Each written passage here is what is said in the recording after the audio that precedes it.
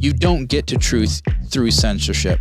You never end up at truth through censorship. We didn't change anything that we were doing, or the opinions that we have about things, or our content, or anything.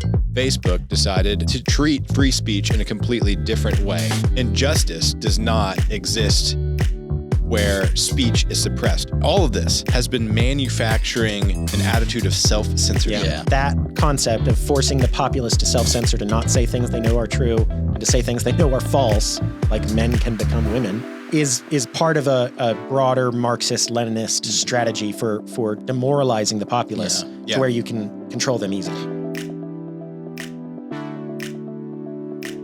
Hello, and welcome to the Pop Culture Contrarian podcast with Thomas, Sterling, and Andrew. Hello.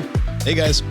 Our topic today is Mark Zuckerberg announces Meta will stop censoring. Oh my God! Okay, it's happening. Everybody stay calm. What's the procedure, everyone? Whoa. It's big news, especially for us. The other big news right now, we're recording this on January 9th, is these giant fires in Los Angeles, which just want to mention that it's a horrible thing that's happening. All these homes are being burnt down. It's truly devastating, and there might be a desire to say, I told you so, but whether you did or not, this is a horrible thing that shouldn't be happening. We also have the inauguration coming up, Yes. which Sterling and I will be attending. If you want to meet us out there and you're cool, then feel free. If you're not cool and hate us, then don't meet us out there. Exactly. Yes. But we'll be out there handing out these little Patriot Post bookmarks. Yeah. So like and subscribe. Yeah. And because of that, next week we'll do probably a little shorter episode because we're going to be putting our attentions to focusing to getting up there for the inauguration. Correct. Yep. So that'll be the episode after this one. And then the one after that, we'll talk about our experience up there for the inauguration. So stay tuned. Yes. All right. But for now, Mark Zuckerberg has announced Meta, Facebook, will stop censoring content. This is great news. Andrew, you've been on the front lines of this fight we've had with Facebook, even though it's really been more of a massacre of them to us. Yeah. So, you take it away, Andrew. Certainly. So since 2019, 2020, we've been on the front lines of just historic levels of free speech suppression coming through Facebook, which over the years, we've been on there since 2009, or the Patriot Post has. And we've built a rather large following, upwards of 750,000 people have said, we want to see Patriot Post stuff. Well, after 2019, we started getting suppressed majorly and hit with all kinds of fact checks and policy violations and all manner of things. We didn't change anything that we were doing, or the opinions that we have about things, or our content, or anything. Facebook decided to basically treat free speech in a completely different way. Yeah. As Zuckerberg would say, coercion from the government. Yeah. And that can be argued. I think there was that for sure, but whether or not he was happy to go along with it, not really sure. But all that to say, previously Facebook had a policy of using third-party fact checkers. A lot of this will come down to the supposed fact checkers and editors in newsrooms whose names none of us know off the top of our heads, to determine whether or not your opinions were valid. Opinions like men can't be women. Yeah, opinion checkers. Yeah, exactly. And then, of course, that was the external. They attempted to make it like this, we're not biased because somebody outside is doing it, yet at the same time, they're hiring these people and paying them money. And, we'll get to this in a minute, but apparently these companies were relying primarily on Facebook for their revenue. Exactly. And they're all going defunct, which I'm very happy about. Yeah. And you guys need to lose your jobs. Yeah. But that was the external approach to the fact-checking stuff. The internal approach, of course, was the policy violations. Like, you can't post things that are advocating violence.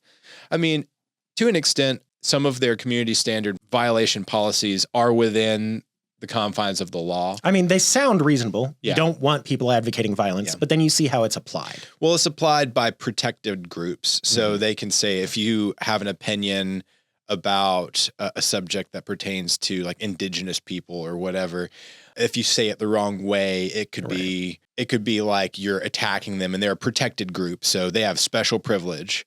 And If you attack a group with special privilege, then you get punished for it. And sometimes these were applied to just the most ridiculous things. I think once we made a joke about Russians or something like that. Well, it wasn't even that. It was a cartoon, and it was like a crime scene, and then the intelligence community, like the FBI, CIA, they're standing there. They've got blood on their hands, and there's the Hunter laptop on the floor. Right. And they say, "Oh, must be the Russians." Yeah. Well, we got a hate strike for like violence against Russians, I think, or hate against Russians. The strike was saying we were trying to point people at Russians violently, when in fact the whole joke is that it obviously wasn't the Russians. Well, I think in that point, and this will get to some of the policy changes. I want to go through these policy changes because I think it's important for people to know how this is going to change the whole landscape going forward. But I think that was an instance of a bot picked it up. Yeah. And because they use technology to kind of broad sweep all kinds of stuff, anything and everything to try and protect the platform. The problem with that is, they don't just pick up bad stuff. They pick up good stuff too, even if it's only like 1% or whatever. Zuckerberg in his announcement said that could amount to millions of people. Well, yes, it can when you have 3 billion people on your platform. Right. Just to expound on that for a second, though, Zuckerberg in his presentation makes it sound like if we accidentally, oh, shucks, darn, hit 1% of people mistakenly, then that's going to be millions of people. It was not a mistake. It was not 1% of people. Yeah. Apparently it was targeted more deliberately at just news and politics rather than conservatives. And they said as much. The target was conservatives, even though the application was against all news and politics. Certainly. Yeah. So you're right, Sterling. And he said as much. I mean, Meta policy was, especially over the past 4 years. And I think because of what happened in 2016, there was a reduction of political content allowed on is intentionally reducing political content on the platform. He calls it civic content. Right. So just to rehash, external fact checkers, internal policies based on, really kind of woke ideology. Yeah. And of course, internal policy based on what stuff that's illegal, like, horrible violent stuff or sexual exploitation, things like that. That stuff should be regulated, of course. Right. And legally is in the real world, versus the digital world. And but the other thing that we haven't touched on is there was no recourse. There was no recourse, precisely. And then just to finish my thought there, the political things, the de-emphasizing political things. But yes, all of that encompassing, there was little to no recourse. And so I would say maybe 5% of the time I was successful in getting something reversed. Occasionally it would be like, we got that wrong. But there was more times than not, I would say, hey, you got this wrong. It'd be a runaround like, no, it's the fact checkers. No, it's Facebook. Or but we're going to still keep it down anyway. Anyway, so on to the new policy. Yeah. So the changes. Right. So in a nutshell, Zuckerberg has announced that they will be adopting more or less a similar approach that Elon Musk has taken on his X platform, which is a community notes standard and then a regulating illegal content. Yeah. So they're still going to go after, child porn, which is appropriate. Of course. And other things like that. But unless it's, actively against the law, they're just going to let users say, hey, there's context to this story and add it on directly. Right. And I think one of the best things about that is it's not punitive, at least if he follows the example that Elon Musk has put forth. Yeah. It's not punitive, it's corrective, which is, I think, to everyone's benefit. Yeah. Yeah. Like you've said many times, Thomas, sunlight is the best antidote. And, liberty does not, and justice does not exist where speech is suppressed. More speech means more liberty, more justice. Yeah. And so if you get something wrong, the community has the opportunity to be like, hey, here's what's wrong. Here's why. Yeah. And then the piece of content will have a little note, kind of like how fact checks do now with, read more about this. This has been flagged as a community note. And then you can decide for yourself. Yeah, which is, of course, the best way. You should have always been the best option. Right. But some other things that Zuckerberg has said, they're going to be simplifying the content policies. And we touched on that before, how complex and opaque that they are currently, really seemingly left up to sole discretion is how they're written.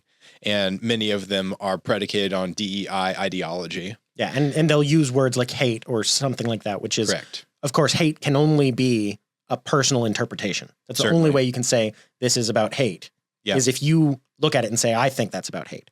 So in particular, he mentions reducing restrictions on sensitive topics like immigration and gender. And as he says, to reflect mainstream discourse, promote a broader range of opinions. Yeah.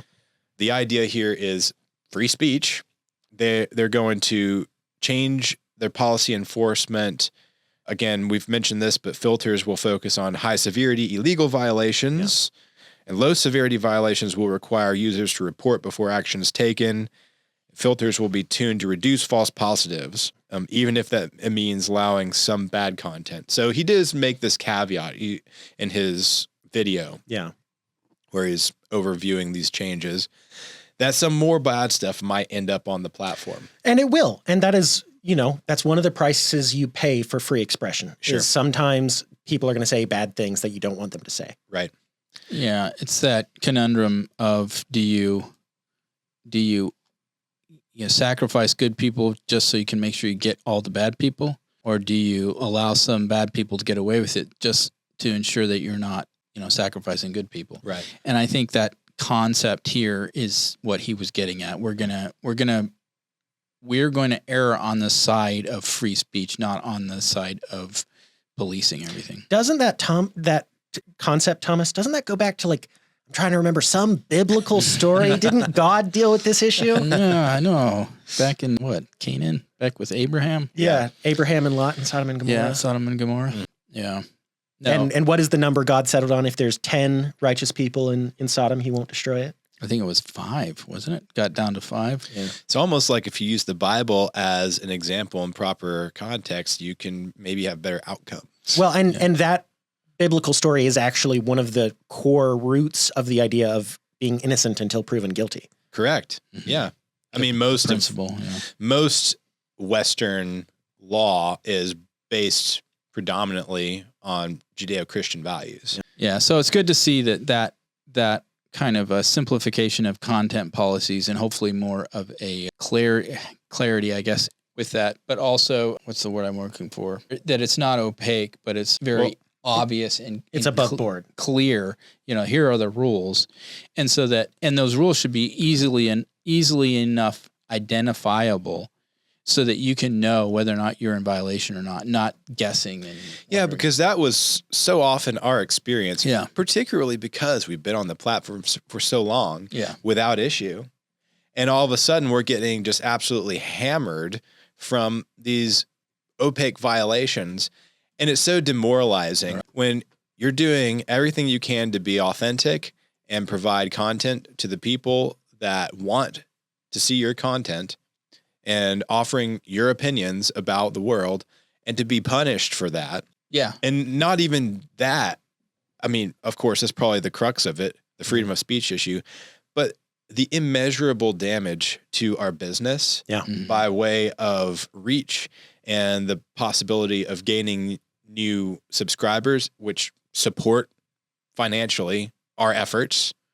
So I don't think it's really hyperbole to say, across 4.5-5 years that this has been going on, that it's probably cost us certainly tens of thousands of dollars, probably hundreds of thousands of dollars. Yeah.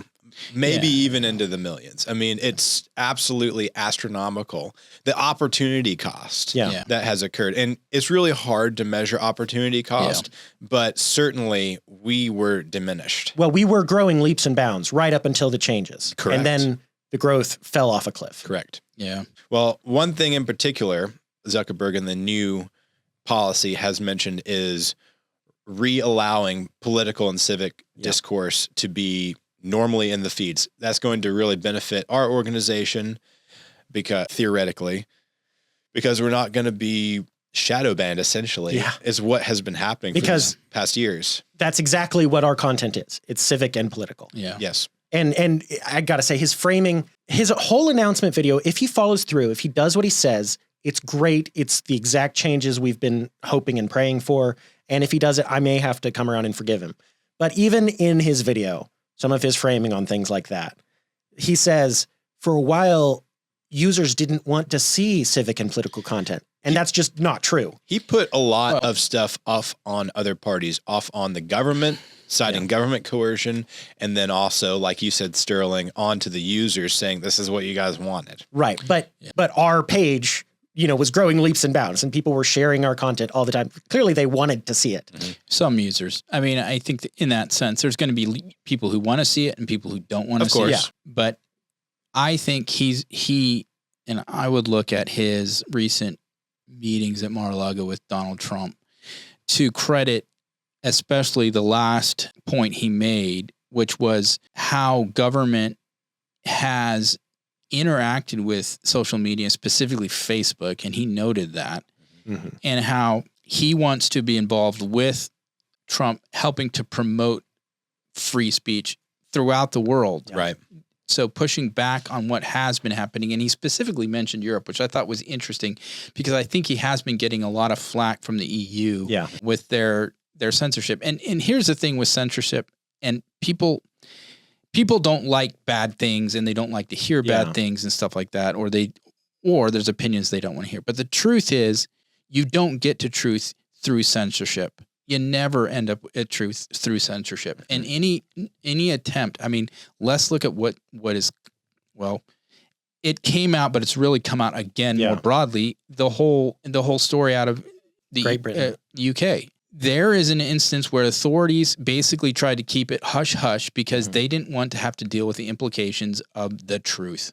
So Thomas, can you explain what you're talking about here? Because I don't think our listeners know. The rape gangs, effectively. Yeah, it's popularly grooming it's being called gangs, the grooming gangs. But scandal. what they were engaged in was rape, with child rape. Yeah, with young women and girls. That was occurring, and we really how many were involved is still not fully understood or known, but it was a lot. I think Jordan Peterson said in some of the communities where this was happening, it was 1 in 7 adult men was involved in this. Right. And so, which means if 1 in 7 adult men are involved in it, everyone knows what's happening. Yeah. So that was Jordan Peterson's point. Anyway, the point with that is you can't hide from the truth, and censorship is an attempt to control a narrative, not get to the truth. And so so long as Zuckerberg is coming around to that and embracing that, and there could be an argument that he has always, but he just got scared with the threats to his company and livelihood effectively that he just kind of caved. I'm sympathetic to that argument that he was kind of a free speech guy when it didn't cost anything. And then when threats and costs became apparent, he caved, which is cowardice. And I don't excuse that, but it's not like he was gung-ho about, hey, let's censor views we don't like.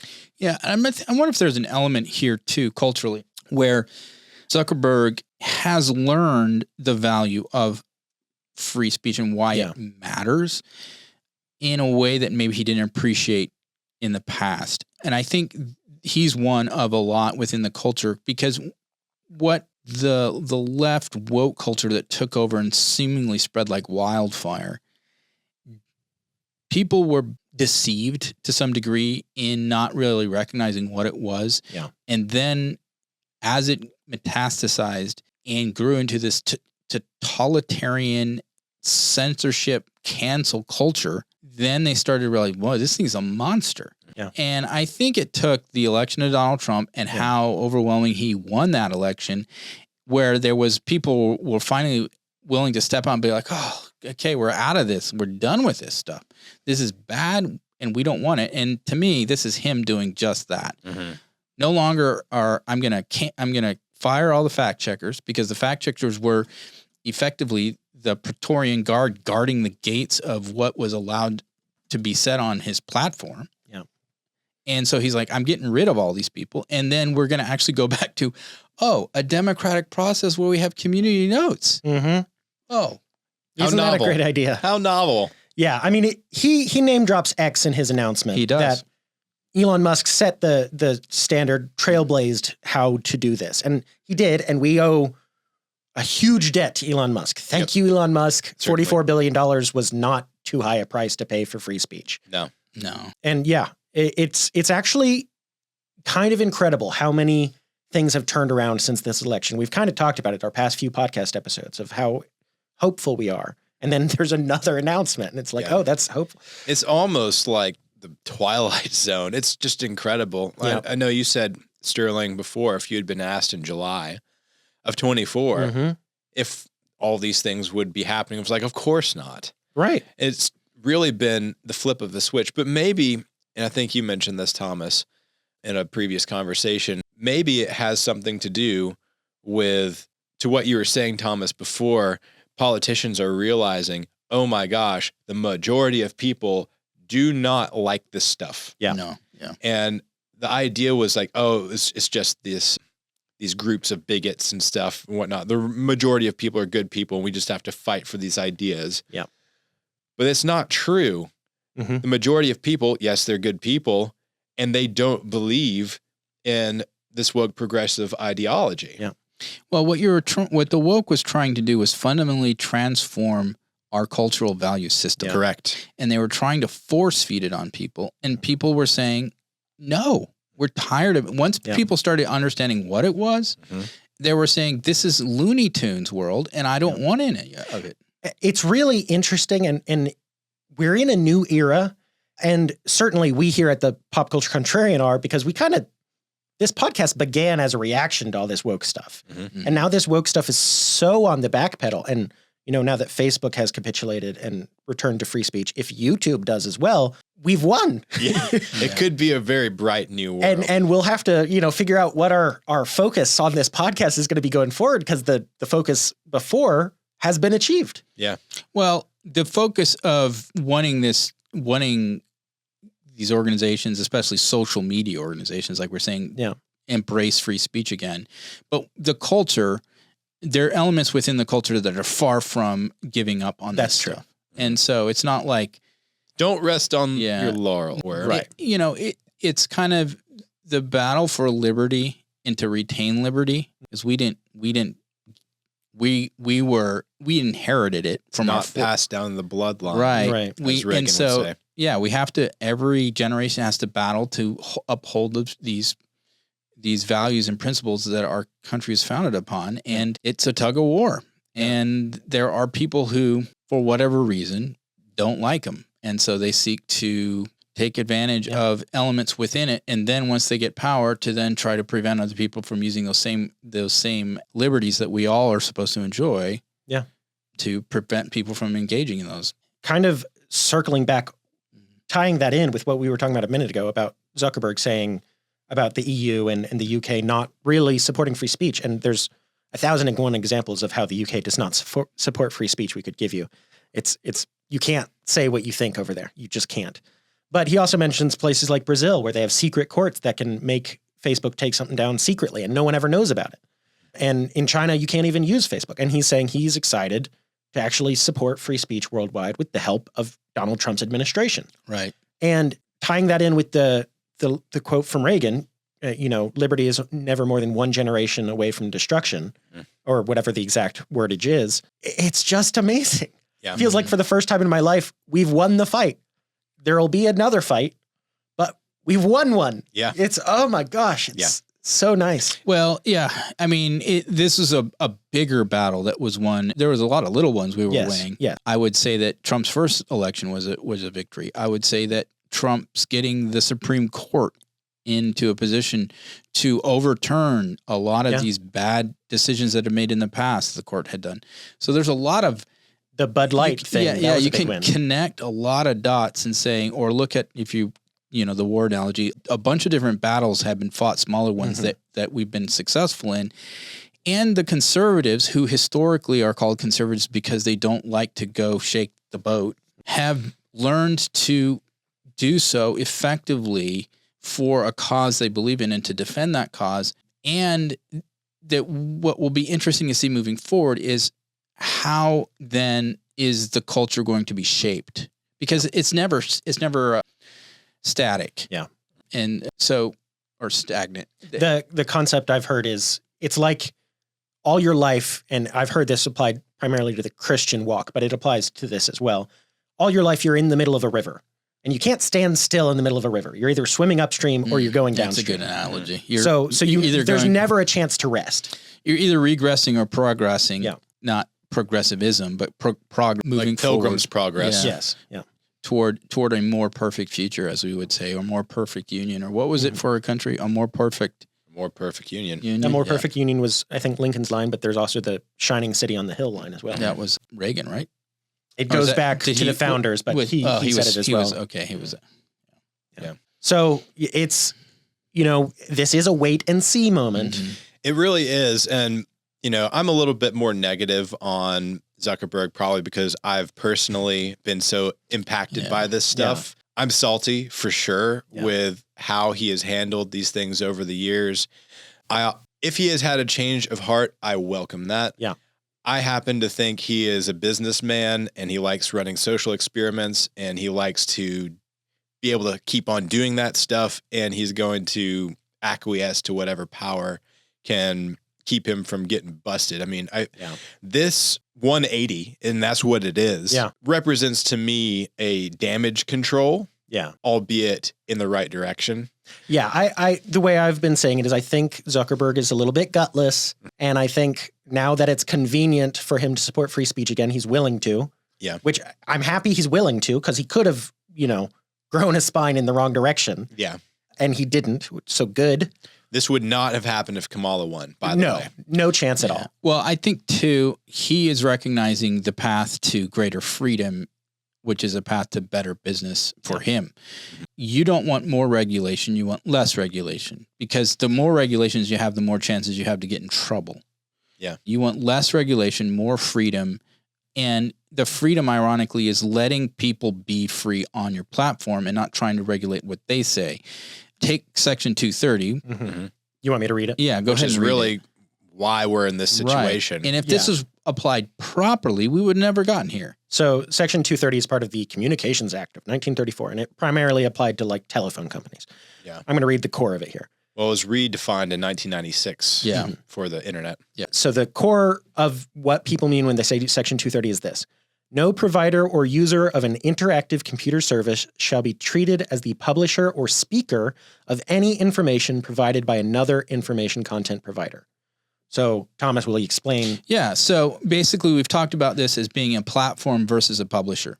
A publisher is responsible for whatever they publish. So that means they could be liable for defamation suits and stuff like that because of what they publish. So if the Patriot Post says something libelous about Joe Biden, he could sue us. Yeah, yes, potentially. Okay. Now, a platform, on the other hand, isn't responsible for the content because they're not the ones producing the content. They're simply a host for people to put the content up. Like your phone, text messages. Your phone company isn't responsible for your text messages. It didn't create those. All it did was provide a service for you to send them or talk on the phone. Same thing. The phone company is not liable if you discuss blowing up a train, that they're somehow part and party to the crime. No. Right. All they do is provide the service. And so similarly, the spirit behind Section 230 was to afford that same protection to social media companies. So their platforms, so they can't be held legally liable for the content that's put on them, so long as they're not producing content or allowing, you could say, content that is explicitly illegal, like we talked about. Right. But the point being, if on Facebook messages, Thomas messaged me about how he wants to blow up a train, and I said, yeah, let's do it. We are the ones who can be held legally accountable, but not Facebook. Exactly. And so unfortunately, what these companies do is they try to play both ends of it. Yeah, publisher and platform protections. Yeah, so they want the authority to act like a publisher, which is what they've been doing and censoring stuff. But then on the other hand, they want to hide behind, we're just a platform, so the people can't go after the publisher for taking down their stuff. And they also don't have to have, well, at least they could say, we don't have to abide by some set of specific content rules that we create, we don't have to be even consistent with that because, we're just a content provider. So they've played this back and forth game. It's a cake and so eat it. So when we published when the Patriot Post published an article on Facebook, they would treat it both ways. Yeah. They would treat it as if, hey, you can't have this on our platform because we're the publisher of this information, but also you can't complain that we're taking it down because you're the publisher of that information. Right. That's exactly right. So where it gets into the weeds, and this is what I don't know where this will get resolved, but every one of these social media platforms has algorithmic elements to it where they promote certain things to users based upon what users indicate they're interested in. Mm-hmm. And that's all tied to how they make money, which is advertising sales. Yeah. That's the component where they have gotten into this question of, or people have gotten into the question of, well, if you're promoting certain things, aren't you acting like a publisher? Yeah. Yep. Right. And that was, so I listened to Ben Shapiro's breakdown of all this, and he basically said that was the goal. The goal from pressure primarily directed at Facebook from Democrats in Congress, but there were some Republicans who participated, was to suppress conservative media like the Daily Wire or like the Patriot Post in favor of things like Washington Post or the New York Times or, established media. Right. And so that's what they were doing. They were promoting deliberately, however they couch it in legal terms, they were deliberately promoting certain viewpoints they liked and suppressing viewpoints they didn't. Yeah. Even so far as to impact the outcomes of elections when the FBI came to them and said, hey, there's some Russian disinformation coming your way. And then the Hunter laptop story broke, which certainly would have had a huge impact on the outcome of the election. Well, the poll taken after the election said if voters had known about the Hunter Biden laptop story, it would have changed their vote towards Donald Trump. Right. Well, 20%. In the past, Zuckerberg has literally said to the government, regulate us. He said it out loud. So now this is a really interesting changing of the tune. I have in the past advocated for trust busting of Facebook because of how they've been acting and re-regulating or redefining Section 230 more in line with like the telephone companies, as we said, Thomas, and then applying it to Facebook as the public square and as a utility. Yeah. Will that happen now? I'm not sure. This is really a very interesting and unexpected turn of events. Yeah. I mean, it was a little bit expected that something like this might happen, but I was one of those people saying, I think Zuckerberg might come around on this stuff pretty soon. I didn't expect it would be this much of a 180. I know. I mean, maybe, I don't know if this is the crux, but this is kind of like a cherry on top. The fact that they're moving their content moderators out of California to Texas. Yeah. Now, I mean, I think that, you mentioned, he said, regulate us. Now, he was getting, because I remember when he was sitting before Congress, and basically that's when you're saying, he was almost saying, hey, regulate us. I think he literally said that. I think that charitably, I think that he doesn't even know what the rules are because he's not a lawyer. Yeah. And he's got plenty of lawyers though. Right. The point is, I think that this has been a political football for the sites to bounce around. And the talk was trust busting, which of course that's the last thing he wants. Yeah. And so I think his plea of regulate was like, give me the rules so I know exactly what they are. So we're not bouncing back and forth and I'm getting, flack from one political side of the aisle or the other. I think that's really what his plea was about. Here, it's a scenario where he's going to say that the plea to regulate actually just was a can of worms. And so he's going the other direction, but basically saying, I'm going to deregulate my own platform. We're going to stop trying to chase squirrels all the time.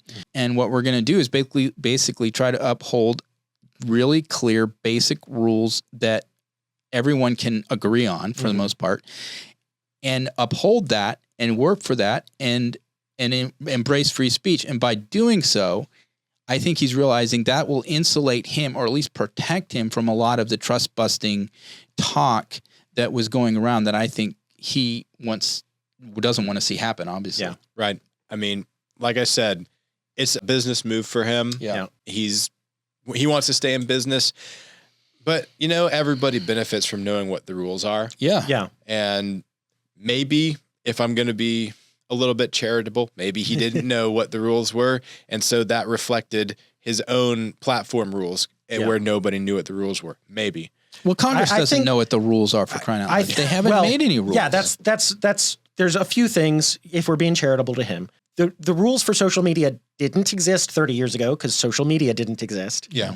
The rules have changed actually even within Congress in the past 10 or so years of what we want, what we don't want. And certainly there were Democrats pushing him for a certain thing. And I think he was to some degree between a rock and a hard place, especially when Joe Biden was taking power of, what do I do when the president of the United States is telling me, hey, you need to take this thing down because we don't like it. Like, it takes guts to stand up to the president of the United States. Yep. And, that leads me to a thought, which is just a lot of conservatives, especially in 2016, really didn't like Donald Trump's style, the way he did things, the way he would kind of make people his enemies publicly and express views really kind of in an unguarded fashion. And it's not the typical conservative, political, smooth way to do it. Sure seems like what Trump does works, though. Yeah. Yeah. I mean, the principle is what needs to be upheld. And the principle is freedom of speech. So anytime you're talking about building regulations, that has to be at the core. And so when the government goes in, and this is where you see the difference in the parties. One party really wants to uphold the Constitution in regards to establishing freedom of speech for the masses. Yeah. The masses get that right. The other side tries to play this game of we need to protect people from speech that could hurt them. Yeah. That's not the government's job. No. And when you go that route, you're actually betraying the first principle of freedom of speech. It's not freedom from speech you don't like. It's freedom of speech, often of speech you don't like. Mm-hmm. And now that's where I see the party of the Democrats they've gotten themselves, because they used to pride themselves on being the party of free speech. Yeah. Mm-hmm. I think it was in my lifetime that the ACLU defended the KKK. Yeah.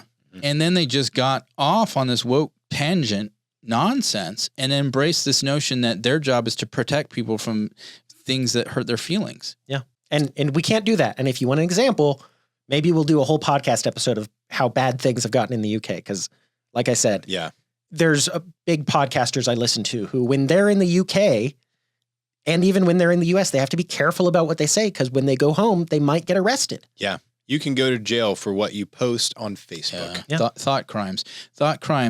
And that's part of the guard of the First Amendment is against the government being able to create thought crimes. Yeah. In the US, lots of people don't know this, but we experimented with this at the very beginning. John Adams didn't like people insulting him. And so he passed what's called the Alien and Sedition Acts, which basically said you can't make fun of the president or he can put you in jail. And real quick, we were like, no, that's a terrible idea. We have a First Amendment. Did you read it, John? Yeah, precisely.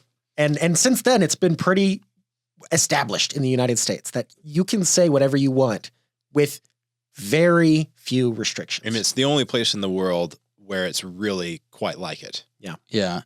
Because we have that First Amendment, now we have ebbed and flowed on the protection of it for sure throughout our whole history. Like you just mentioned, John Adams, there's other instances in which that is clearly the case. We've just gone through one, or we're just hopefully coming out on the other side of it with speech suppression and big tech. We're not totally out of the woods yet, and we'll see where it goes. But and like I said, YouTube's the next big one we'd like to see change on this because YouTube is still big on censorship and you can't say certain things. And let's make it on YouTube so you can say what you mean and not have to make up just made up words to like unalive. Right. Yeah. Unalive instead of, the common term for the opposite of life. Yeah. Which we're still not saying it now. That is just on a quick tangent. That all of this has been manufacturing an attitude of self-censorship. Yeah. That's what it's for. And that's the whole purpose, is to what we've said before and what you said, Thomas, about redefining the culture. Yeah. They've been trying to do this through these authoritarian tyrannical methods to get to the point where it hurts so bad that you have to self-censor. Yeah. I need to do the research myself, but I've heard that concept of forcing the populace to self-censor, to not say things they know are true and to say things they know are false, like men can become women, is part of a broader Marxist-Leninist strategy for demoralizing the populace to where you can control them easily. When you tell someone they have to lie and they're not allowed to tell the truth, you destroy them. Yeah. I mean, like you said, you demoralize them, you weaken them, their resistance to things starts to die off because, it's a little bit like, it's a terrible experiment, but I remember reading about it, how they would take, I don't know who was doing it, some psychological experiment with animals, but they took dogs and they put them in. Is this the learned helplessness thing? Yeah. So they shock them and they didn't let them get out of the shock chamber. And then they removed it was a clear glass wall between the shock chamber and the non-section of the chamber, then the section that didn't shock. And the dogs wouldn't move after a while because they felt the dog learned basically whatever I do doesn't change the situation. So they stopped doing anything. And that's effectively what this cancel culture thing tries to do. It tries to force people to stop resisting the change. Yeah. So I pulled that up real quick. It was an experiment by Martin Seligman and Stephen F. Meyer, if Grok has it correct. Sometimes Grok makes things. And there was groups of dogs that could escape the electric shock by pressing a lever, groups that had no control, and groups that weren't shocked at all. The groups that could not escape no matter what they did learned the shocks were uncontrollable, and they largely did not try to escape even when they had the means. Yeah. Which is what you were just saying, Right. but it's just. And so in a way, the woke mentality and the cancel culture that's what it's attempting to do. It's trying to force people to, like you said, we know the truth. Yeah. We know that you can't change your gender. You can't change your sex. It's impossible. Yet, because this lie has been foisted on us and told, oh, if you say you can't, you're a bigot. It's you want to know who's been hit hardest by this learned helplessness. It's people in big, giant Fortune 500 companies who still have their pronouns in their bios because they learned there's no winning here. I'm bad if you're a white man in that situation. You're bad because of that. If you don't have your pronouns in your bio, you're bad. If you have your pronouns and they're he, him, you're still bad. Yeah. And they've just learned there's no winning outcome for them. Yeah.